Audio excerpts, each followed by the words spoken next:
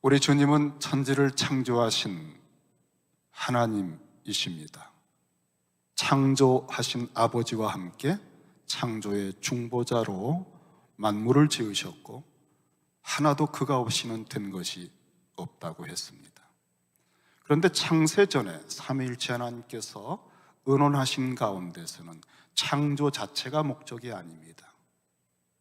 창조한 인생들은 자유의지를 가지고 그 순진하지만 어리석음에 넘어가 타락할 수밖에 없다는 것을 이미 다 아셨기에 타락의 깊은 심연을 거쳐 거룩한 하나님의 자녀의 모습으로 회복되는 그 일을 하나님은 그것까지도 계획하셨는데, 타락한 인생이 스스로 벗어날 수 없는 그 무서운 어둠 속에 있을 때 하나님 자신, 아들 하나님, 우리 말씀이신 주님께서 사람으로 성육신 하셔서 죄 없는 주님이 세상 죄를 지고 가는 어린 양으로 십자가에 죽어주심으로 우리의 모든 죄를 용서해 주시고 속량해 주시고 그 거룩한 주님을 닮은 하나님의 자녀와 그 만물의 상속자에 동참하게 하시는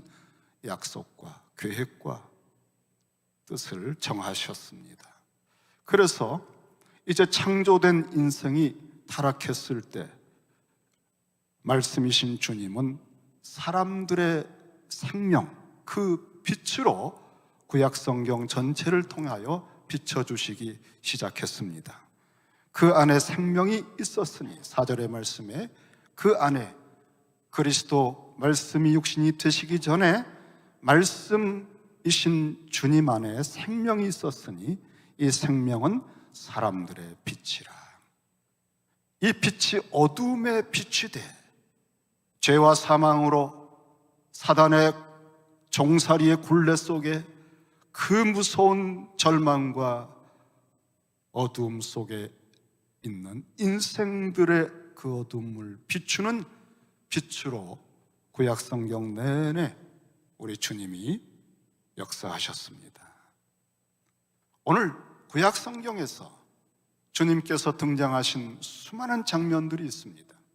주님은 예표의 형태로 또는 선지자의 형태로 왕의 형태로 성막의 어떤 과정을 통해서 대제사장의 모습으로 여호와의 군대장관으로 이렇게 등장하시고 구름기둥 불기둥 가운데서도 역사하시는 우리 주님, 만나도 반석의 생수도 우리 주님을 체험시켰던 그러한 빛들과 생명이었는데, 그 중에서 그 많은 것들을 아브라함으로부터 다윗에 이르기까지 열조의 열왕들에 이르기까지를 다 거론할 시간은 없어서 구약성경 전체를 통해서 사람의 빛으로 생명의 빛으로 오신 우리 주님의 역사를 한 부부를 대표로 오늘 말씀을 나누려고 합니다. 이 부부는 모든 인생들의 대표이기 때문에 나머지 모든 사람들의 이야기를 다 포괄할 수 있다고 봅니다. 그것은 아담과 그의 아내의 이야기입니다. 이들은 타락했고 타락한 다음에 어떻게 생명의 빛을 받아서 회복이 됐는가? 에덴 동산은 하나님이 임재하신 곳이고 삼위일체 하나님이 거니시며 사람을 당신의 형상으로 만드시고 교제하신 성소입니다. 거기에 제사장으로 하나님을 섬겼던 아담과 그의 아내는 언약법 가운데 있는 모든 중심에 있는 하나님의 언약의 법, 이 선악을 알게 하는 나무의 열매는 먹지 말아라. 히브리어의 두 가지의 금지 명령이 있어요. 보통 금지, 절대 금지. 먹지 말라는 것은 절대 금지입니다. 그리고 먹는 날에는 정령 죽으리라. 죽음이란 단어가 두 개 겹쳐 쓴 독특한 문학적, 문법적 구조를 가지고 가장 무시무시한 죽음을 묘사했습니다. 그것은 생명나무가 상징하는 영생과 극과 극에 대립되는 죽음입니다. 그 영원한 죽음을 경고하시면서 절대로 먹지 말아라. 하나님께서 그 계명을 주셨건만 순수하고 죄가 없지만 어리석은 선악간의 분별력이 없는 이들에게 간교한 뱀이, 마귀가 찾아옵니다. 그리고 속였습니다. 거짓말을 분별하지 못하고 속아 넘어갔습니다. 그 열매를 따먹고 말았습니다. 그 열매를 먹는 순간에 벌거벗었다는 것을 알았어요. 하나님의 임재가, 하나님의 모든 권능과 권세로 덮어주셨던 그 의의 옷이 다 찢겨져 나간 것입니다. 그리고 흙먼지로 빚어진 아무것도 아닌 자신이 자각이 된 겁니다. 그 흙먼지에 불과한 피조물에 불과한 아무것도 아닌 것도 아니라 이제는 정령 죽을 수밖에 없는 죄인으로서의 부끄러움과 죄책감과 공포감에 수치에 떨면서 그들은 황급하게 자기 몸을 가리는 나뭇잎으로 옷을 만들어 입는 비참한 신세로 전락을 했습니다. 하나님의 임재가 그토록 즐거웠지만 동산에 거니시는 하나님의 소리가 너무너무나 무시무시하고 두려워서 그들은 나무 뒤에 숨었습니다. 아담아 어디 있느냐? 이렇게 물으시는 하나님 앞에 그들은 심판대를 설정하시고 이제 하나님의 무서운 심판을 받는 자리에 다 호출되었습니다. 먼저 뱀에게 하나님은 저주를 선포하셨습니다. 창세기 3장에 보면은 뱀에게는 모든 짐승들보다도 더 무서운 저주를 선포하셨습니다. 모든 가축과 들의 모든 짐승보다도 더욱 저주를 받아. 이 뱀에게 저주가 선포되고 있을 때 그것을 그 곁에서 듣고 있는 아담과 그의 아내는 정령 죽으리라, 절대 먹지 말아라고 하신 하나님의 음성이 저렁저렁 되울려 왔습니다. 우리가 이제 어찌할꼬? 이제 우리의 순서가 되어 하나님의 심판과 저주를 받을 땐 우리는 그 즉시 진멸하는 것 아닌가? 즉사하는 거 아닌가? 죽음이란 무엇인가? 하지만 이렇게 두려워 온몸이 떨리는구나. 이 벼랑 끝에서 우리는 살 길이 없구나. 어찌할꼬? 그저 바다바다바다 떨듯이 그 죄책감과 공포감에 떠는 인생. 여러분, 이런 어두움은 창세기에 천지를 창조하시기 전 땅이 혼돈하고 공허하며 흑암이 깊은 가운데 있었다고 했던 그 댓글도 볼 수 없는 정말 칠흑같이 어두움, 그래서 사람이 거처할 땅으로서는 절대 불가능한 그러한 땅을 보시고 하나님의 선하심이 견딜 수 없는 것처럼 첫 번째 천지창조의 그 만물을 지으신 후에 어둠을 제거하십니다. 여러분, 주님의 말씀으로 어둠을 제거하셔요. 빛이 있으라. 그 빛이 모든 생명들의 터전이 될 것입니다. 그런데 그 빛이 온 천지를 밝혀주고 있었음에도 불구하고 죄를 이길 수 있게 할 수는 없었습니다. 죄를 짓고 난 이 마음 속의 어두움은 물리적 어두움이 비교할 수 없는 너무나 두렵고 너무나 처절하고 너무나 공포가 가득한 그런 어두움입니다. 죄와 사망의 어두움, 사단의 노예가 된 어두움. 이 어두움 속에 이제 어떤 소망이, 어떻게 생명이, 회복될 수 있을까요? 아담의 입장에 우리는 다 있었던 사람들이잖아요. 우리는 그의 후예들입니다. 어떻게 아담이 그의 아내가 회복이 될 수 있고 생명과 소망을 얻을 수 있을까? 지금 뱀에게 선포된 저주가 너무나 살벌하고 두렵습니다. 이제 그 음성이 내게로 올 것입니다. 이렇게 공포와 절망과 수치감과 죄책감과 두려움과 벼랑 끝에 있는 그 막바지에서 하나님의 입으로부터 선포되는 말씀을 듣고 있는 이 아담과 그의 아내에게 뱀에게 선포된 저주의 끝자락에 하나님의 입으로부터 나오는 놀라운 새로운 메시지를 듣는 순간에 이들은 부들부들 떨던 그 모든 몸에 전율이 흘렀어요. 주님께서 이런 말씀을 하시기 시작했습니다. 창세기 3장 15절이에요. 내가 너로 여자와 원수가 되게 하고, 지금부터 하시는 말씀은 뱀에게 선포하시는 저주임에는 분명합니다. 그런데 뱀에게 선포하시는 저주 속에 여자에 대한 독특하고 특별한 말씀이 들어있었어요.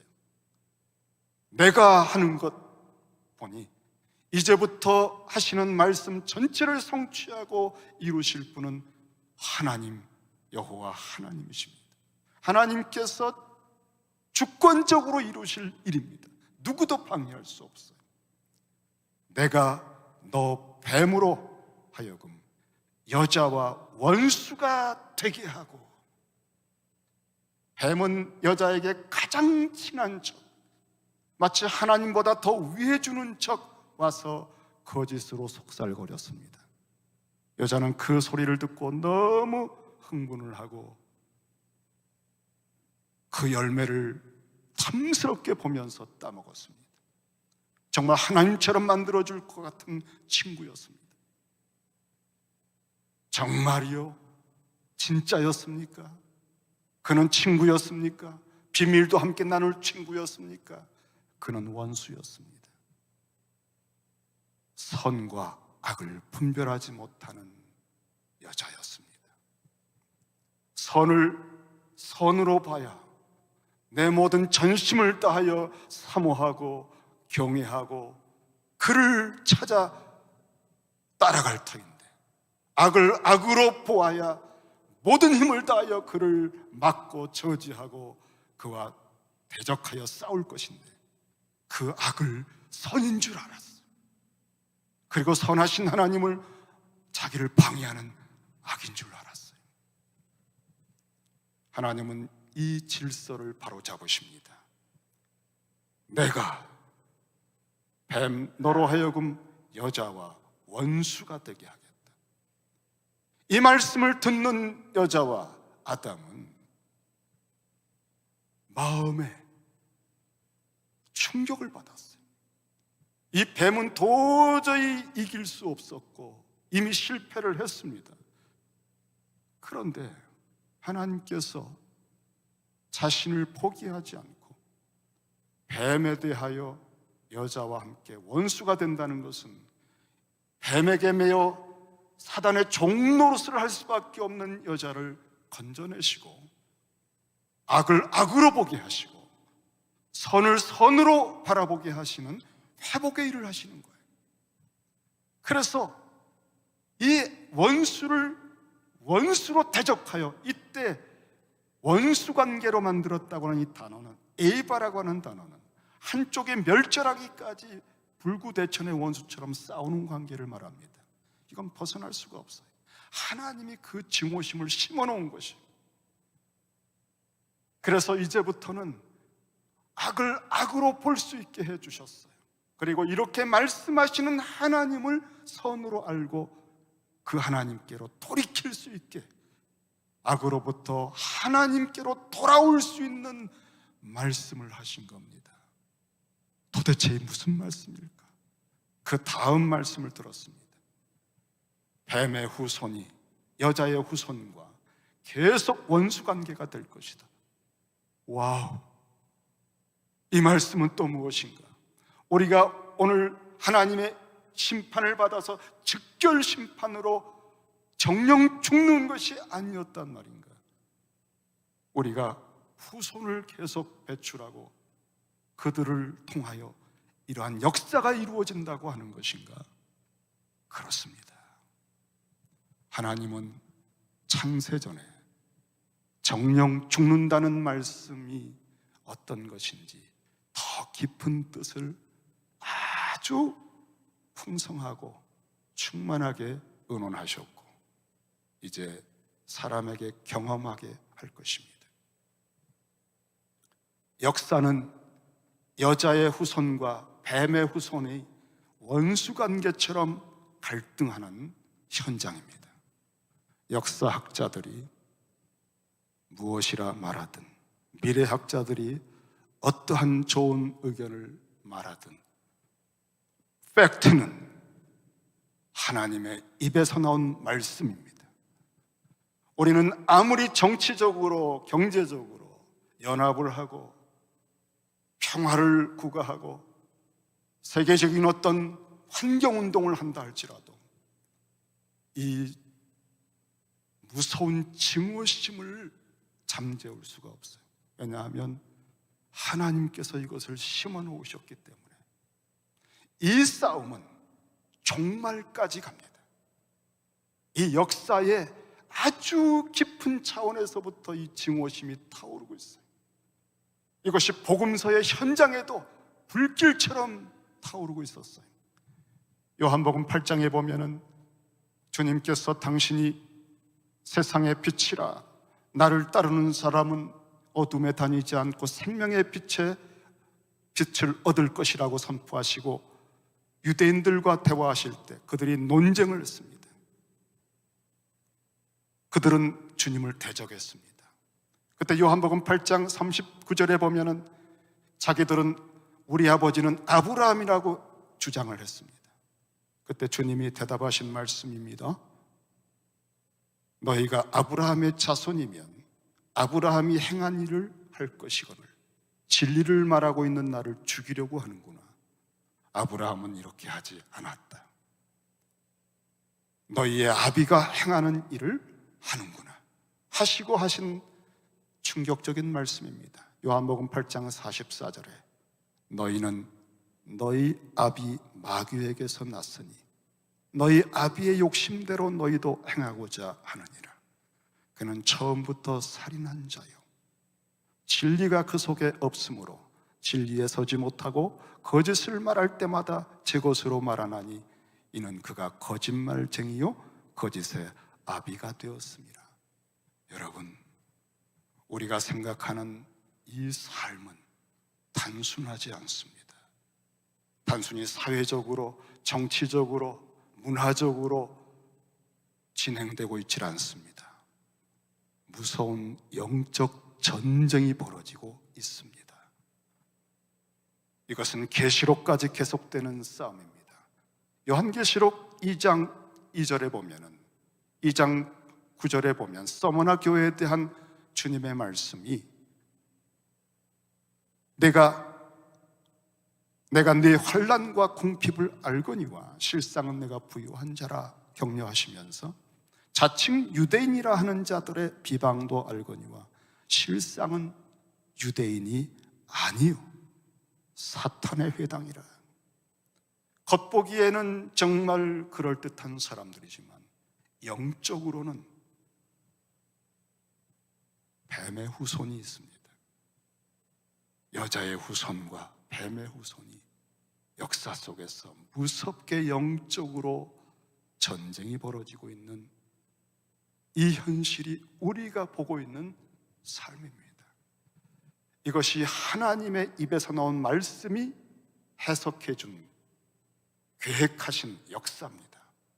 여러분, 그렇다면 이 말씀을 여러분이 받아들이신다면 기도하지 않을 수 없습니다. 이 종말을 살면서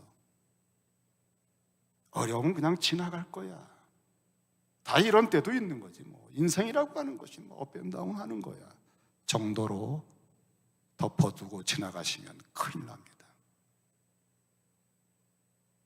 마귀가 우는 사자처럼 삼킬 자를 찾아다니고 있습니다. 그리고 합리적으로 핍박을 하는 게 아닙니다. 이유와 동기가 전혀 이해할 수 없는데 근원적으로 원수와 같은 증오심을 가지고 대적하는 것입니다. 이러한 일들을 당할 때 여러분들이 여자의 후손이라고 하는 정체성을 가지고 산상수훈적인 성품을 지켜내지 못한다면 여러분들은 주님의 오늘 이 말씀을 너무 가볍게 들은 것입니다. 이 주님의 말씀이 진리라고 믿는 사람은 이 시대를 살면서 전신갑주를 준비하고 깨어 기도하지 않을 수가 없습니다. 그것이 말씀을 제대로 이해한 분들의 태도입니다. 금요 집회에 오셔서 기도하셔야 됩니다. 토요일에 오셔서 예배를 위한 중보 기도를 하셔야 됩니다. 여러분들이 우리가 살고 있는 이 시대에 우리 자녀들이 어떻게 미래를 살아갈 수 있는지를 아십니까? 기도하지 않는 부모, 기도하지 않는 교회가 어떻게 되어질지 오늘 이 말씀이 우리에게 암시하고 있습니다. 세 번째 단계는 결정적입니다. 여자의 후손이 내 머리를 상하게 할 것이라고 했습니다. 이때 여자의 후손은 원문에서는 여자의 후손들이 아니라 단수입니다.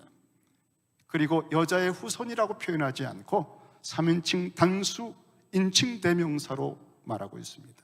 그래서 NASB 같은 경우는 대문자로 she라고 말했어요. NIV나 뉴 킹제임스 버전도 다 she라고 인칭 대명사 그라고 표현을 했습니다. 다시 말하면 그가, 단수, 내 머리, 이것은 뱀을 말하죠. 이 뱀은 요한계시록 20장 20절에 의하면 용, 곧 옛뱀이요 마귀요 사탄이라 그랬어요. 어떤 한 분이 여자의 후손 중에서 나타납니다.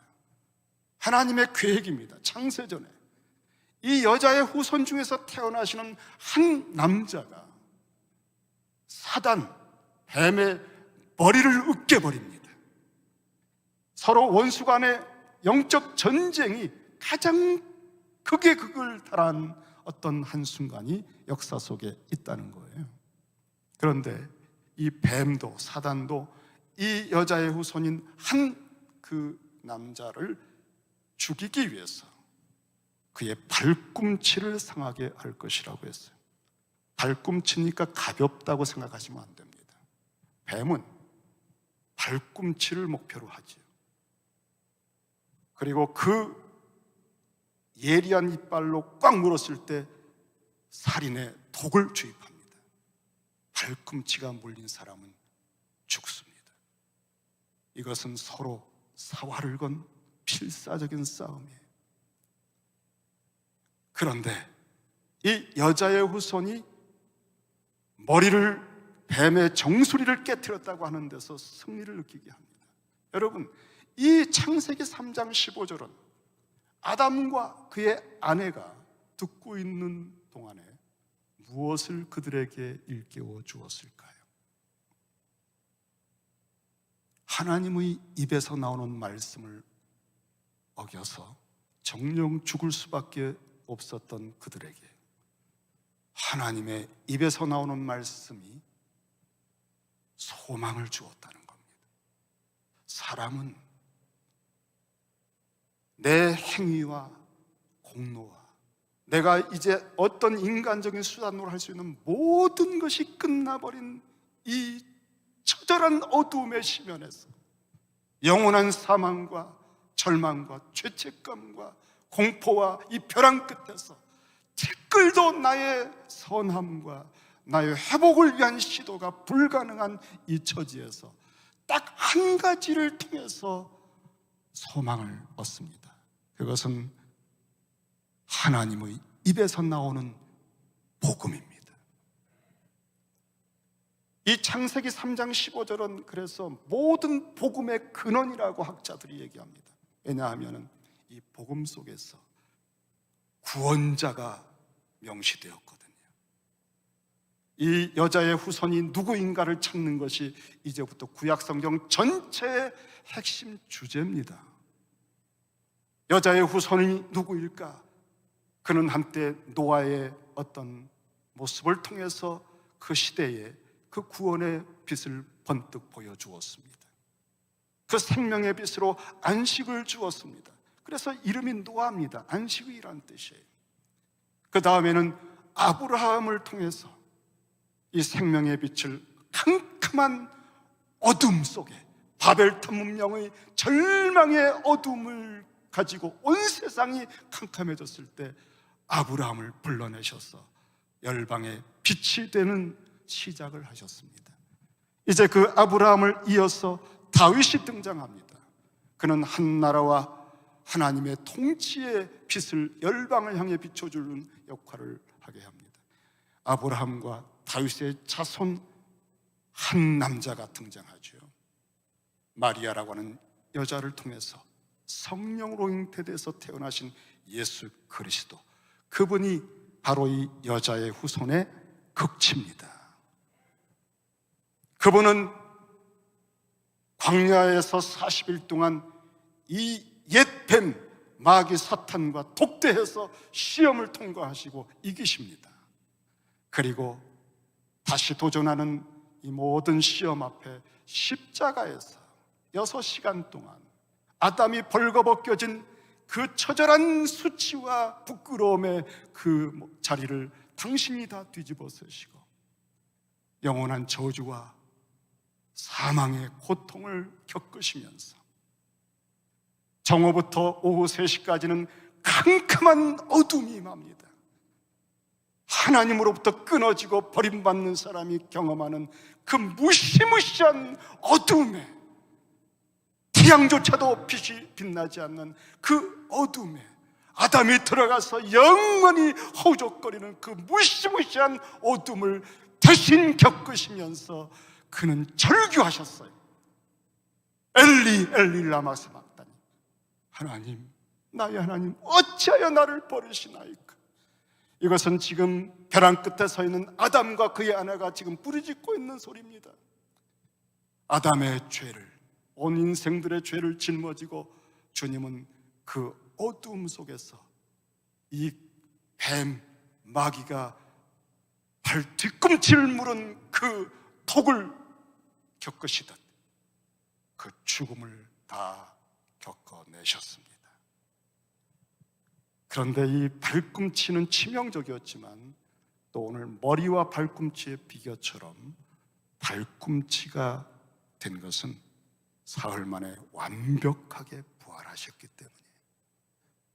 완벽하게 그 몸으로 부활하셔서 이제는 죽일 수도 없고 죽을 수도 없는 만주의 주로 등극하셨기 때문에 이 창세기 3장 15절을 하나님의 입으로부터 듣고 있던 아담과 그의 아내는 완전하고 캄캄하고 절망스럽고 공포의 도가니 같은 그 흑암의 어둠과 벼랑 끝에서 구원자라고 하는 그 사단의 정소리를 깨뜨리고 자기들을 건져내시는 한 분에 대한 그 이야기 소식을 듣는 순간에 그 캄캄한 마음의 어둠 속에 빛이 쫙 들어온 거예요.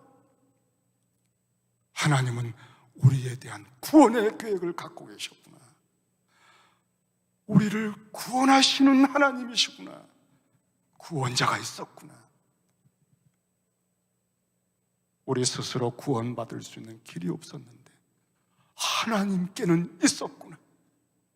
이 여자의 후손에 대한 약속을 그 순간에 아담과 그의 아내는 전심으로 붙들었을 거예요.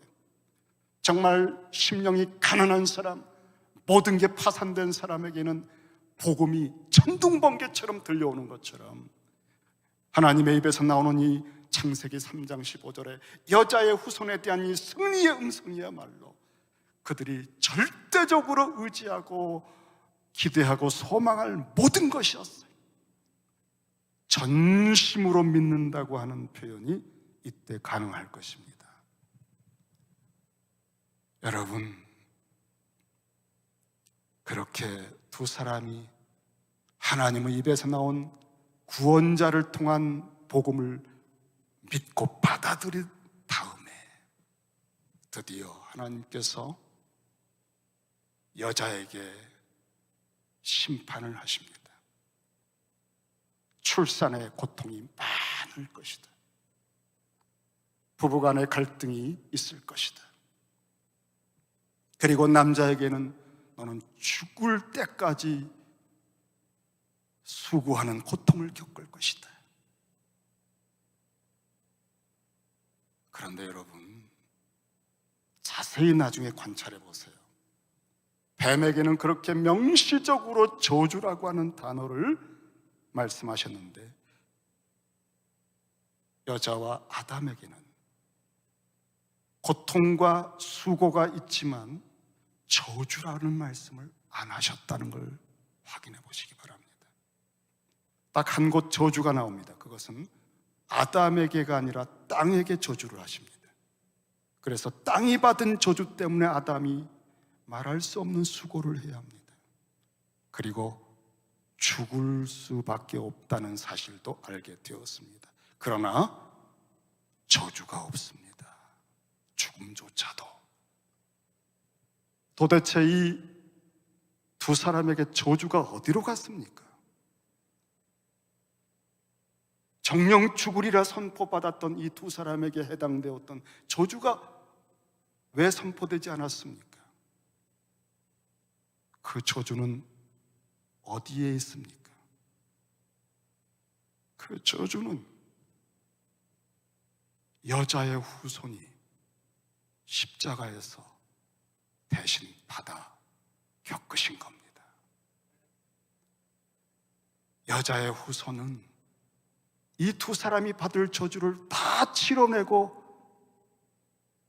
죄와 사망과 마귀의 머리를 으깨고 부활하여 승리하셨기 때문에 그것을 믿는 그 순간 이 두 사람에게는 아마 거듭나는 역사가 있었을 거예요. 복음을 듣고 믿는 사람 의롭다 해주시고 거듭나는 역사가 있었을 거라고요. 어떤 사람들은 말합니다. 아담과 하와가 구원받았습니까? 천국 가면 그들 만나볼 수 있을까요? 어떻습니까, 여러분?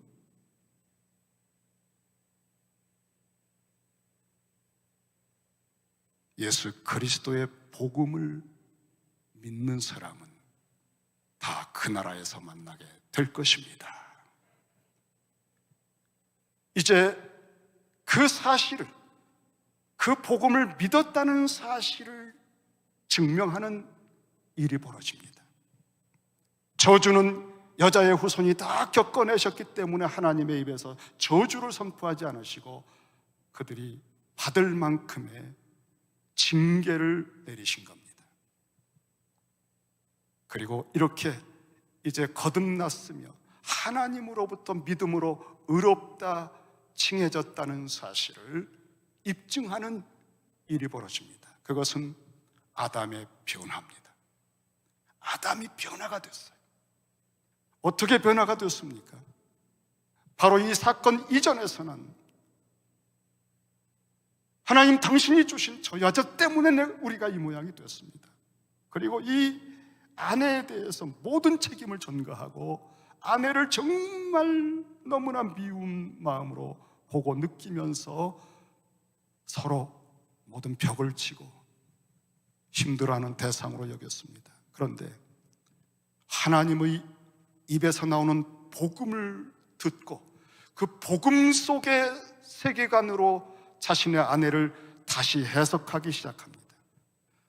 내 생각으로, 내 감정으로 모든 세상을 이해하고 판단하고 해석하는 것이 아니라 하나님의 입에서 나오는 관점을 가지고 하나님의 창세전에 그 마음, 하나님의 심장, 하나님의 중심에서부터 나오는 말씀의 관점으로 이 모든 현상과 세계와 특별히 아내를 다시 보았는데, 이 아내는 우리를 죽음으로 이끈 그런 어떤 몹쓸 사람이 아니라 이제는 계속 역사를 이어가게 하는 모든 산자들의 생명을 잉태하는 어미였다고 하는, 그리고 그 중에서도 결정적인 것은 자기 아내가 여자의 후손을 배출하는 통로라는 것이, 그 순간부터 아내가 너무너무 귀하게 보이는 거예요.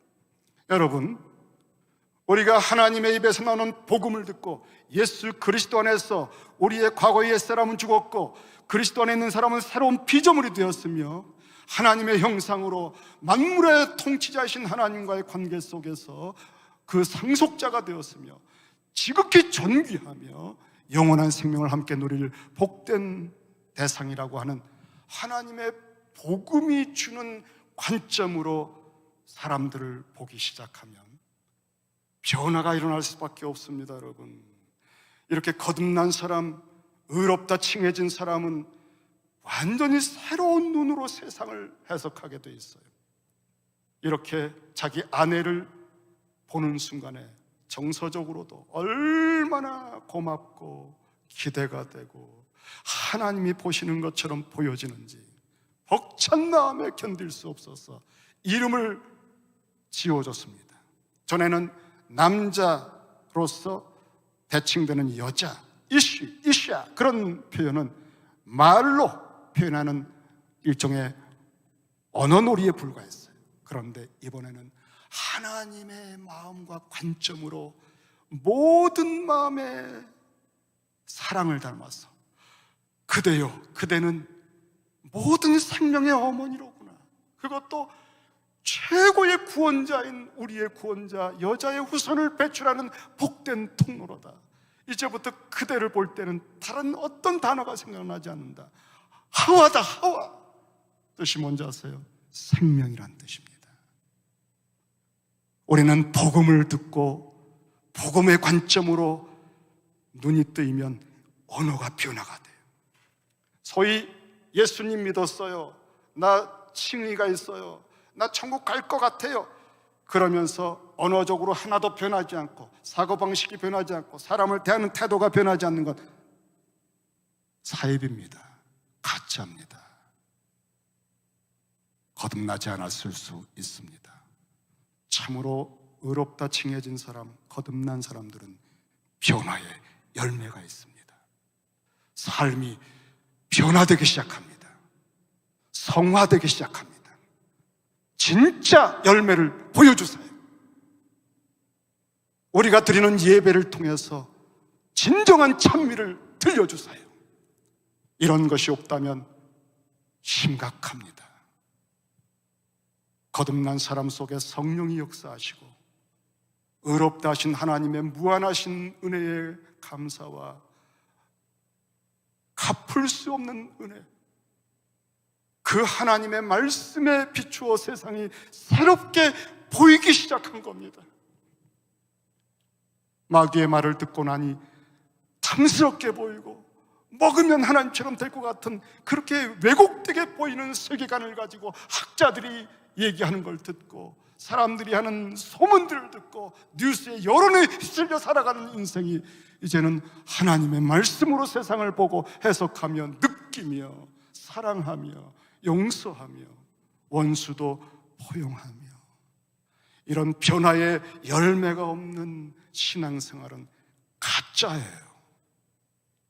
직분이 장로이건 집사이건 권사이건 가짜입니다. 그 나라에 들어가는 사람들은 많지 않다 그랬잖아요. 좁은 문으로 들어가라고 그랬잖아요. 진짜는 변화가 있고 성화가 있고 열매가 있습니다. 우리가 이 부분을 오늘 분명히 해야 우리의 어둠 속에 빛이 들어왔다고 하는 것을 입증할 수가 있어요. 하나님께서는 아담의 결정적인 변화를 확인하시고 그 여자의 후손이 멀리 있고 아직은 올 때가 아니지만 그 여자의 후손이 와서 주는 구원을 현재적으로 already, 비록 not yet이지만 이미 믿어서 여자의 후손의 구원의 체감을 할 수 있도록 그에게 주신 선물이 있습니다. 그게 바로 가죽옷입니다. 여자의 후손은 목숨을 걸고 희생을 각오하고 하나님의 백성들을 위해서 싸웠습니다. 그가 죽으면서 그 모든 죄사함과 의의 옷을 남겨주었습니다. 생명을 가진 짐승이 하나 죽어서 그 피를 흘리고 하나님께서 그 가죽을 가지고 친히 옷을 만들어 친히 입혀주셨어요.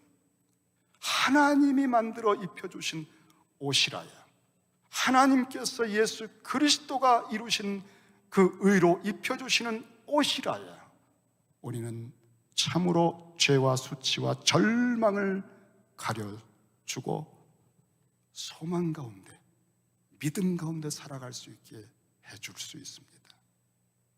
바로 그 가죽옷이 두 사람이 복음을 진짜 들었다는 증거입니다. 여러분, 우리가 기도할 때 응답이 아직 오지 않을지라도 이건 내가 예비해 놓았어, 아직 때가 아니라서 주지 않는 거야, 그러니 염려하지 말라고 할 때는 체감적으로 미리 성령으로 평강을 주십니다. 하나님은요, 여러분에게 우리의 체질을 아시고 우리의 때를 따라 돕는 은혜를 적절하게 주십니다. 이번에 작정하며 기도하십시다. 매달 기도하세요. 반드시 응답을 주셔요. 하나님께서 주시는 응답은 참으로 우리의 모든 지각을 뛰어넘는 평강 가운데, 그리고 여호와 일에 가장 좋은 것을 주시는 분이시죠. 이렇게 한 말씀만 더 드리고 마치려고 합니다. 복음을 듣고 여자의 후손이 결정적으로 승리하고 우리를 구원한다고 하는 이 말씀이 믿어지니까 이제 해산의 수고가 그렇게 고통스럽고 이 땅에서 직장과 비즈니스에서 그 생존의 삶의 모든 땀과 수고가 너무나 힘든 것임에도 불구하고, 또 마지막 임종을 해야 하는 것도 참으로 두려운 것임에도 불구하고 이제는 더 이상 저주가 없기 때문에 사망아, 너의 이기는 것이 어디 있느냐? 사망아, 너의 독침이 어디 있느냐? 너의 쏘는 것은 죄여, 죄의 권능은 율법이라. 그 죄책감과 그로 인한 두려움과 공포와 수치감에 의한 그런 독침들의 모든 것은 이미 빠져버렸어요. 그래서 수고하면서도, 진통을 겪으면서도, 아이를 잉태하고 배출하고 그리고 아이를 기르는 모든 고뇌를 겪으면서도, 직장과 비즈니스 현장에서 말할 수 없는 업앤다운을 하면서도 결정적으로 주님이 이기셨다는 것을 알기 때문에, 그 주님이 오셔서 승리하시게 해주신다는 걸 알기 때문에, 그리고 이 모든 고난은 마땅히 겪을 만한 것이고, 그리고 이제는 이것의 의미를 복음의 관점에서 해석해 보니 합력하여 선으로 나를 성화시키는, 내 속에 남아있는 죄성을 씻어내고 기도하게 만드시고 더욱 주님을 바라보게 만드시고 주님께만 소망이 있구나 하는 것을 재확인시켜 주시는 사건들이 되는 것을 알고, 이제는 임종하는 것도 저주의 죽음이 아니라 정말 영화로 넘어가는 하나님의 학교라고 하는 사실을 알게 되는 거죠. 여러분, 그래서 어떤 고난이 있어도, 어떤 어려움과 곤경에 빠져도 절대 원망하지 마세요. 그건 저주도 아니고 하나님의 사랑이 떠난 것도 아니고 여러분을 괴롭히고자 하는 하나님의 손길도 아닙니다. 그것들은 합력하여 선이 되어가고 있습니다. 여러분을 그 여자의 후손의 형상으로 악에 대해서 증오심을 갖고 너무나 악한 마귀를 분노하여 대적하고 선이신 아버지 하나님을 무한히 사랑하시는 여자의 후손의 얼굴빛을 보게 해주시고, 그리고 하나님의 백성을 향해서 그 발꿈치를 상하며 십자가에 죽을지라도, 어떤 희생을 겪을지라도 나는 너희를 구원하리라고 하시는 그 확실한 사랑과 헌신에 충성된 얼굴의 빛을 여자의 후손을 통해 보면서 그 확신 가운데 있는 소망으로 그분을 사모하면서 어느새 나도 모르게 내 속에도 악에 대해서 증오하고 선하신 하나님을 사랑하는 여자의 후손의 얼굴이 형상이 되어가는 거예요.